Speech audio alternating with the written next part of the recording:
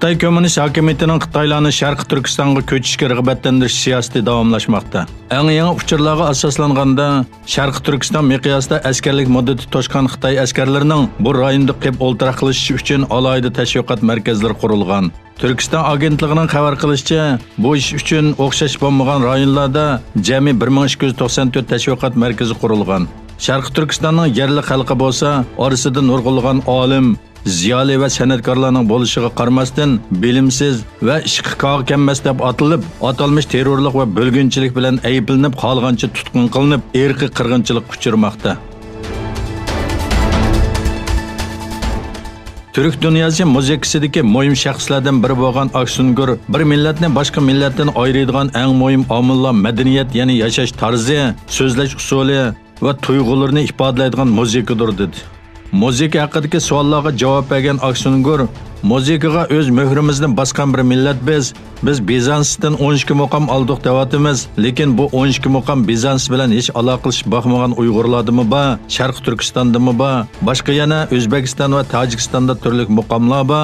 Bu muqamlarning ko'pinchisi bugun musiqalarda aktiv qo'llanilmoqda dedi. Hindistonning birdilla Jammu Kashmirini Hindistonlashtirish qadamiga Xitoydan ogohlantirish keldi. Kashmirning 20%ni tutib turayotgan Xitoy Tashqi ishlar ministrligi Hindiston taraf ishki qonunlarini tang taraflik holda o'zgartib, Xitoyning egalik huquqining tegini qo'llashni davomlashtiryapti dedi. Xitoy Tashqi ishlar ministrligining bayonotida Hindistonning chegara masalasida so'z va harakatlarga diqqat qilish kerakligini ta'kidlab, Hindistonga ikki taraf orasida imzolangan kelishimlarga rioya qilish va chegara masalasini texmi qalaymaqonlashtiradigan faoliyatlarda bo'lmaslik haqida chaqiriq qildik deyildi. Amerikaning Mississippi shtatida 7 dona yemaklik ishlab chiqarish o'rniga elib berilgan harakatda 680 ko'chman qo'lga olindi. Doiralar 600 dak kishining ko'chman ishchilarning qechishining oldini olish uchun atrofdagi itizlarga o'rnashtirilganligi bildirildi.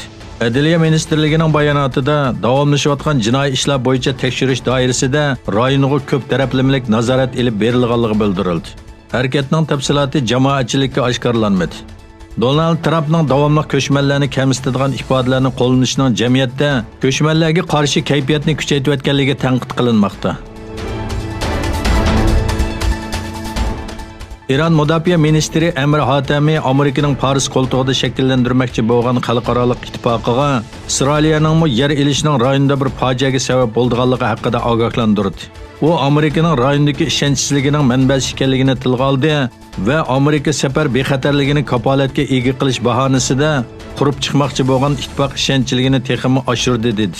Isroilning Amerikaga qurmoqchi bo'lgan ittifoqda yer elishi mumkinligi haqida to'xtalgan Hatami, bu urinish bir ig'vogarchilikdir va rayonda fojiaga sabab bo'lishi mumkin dedi.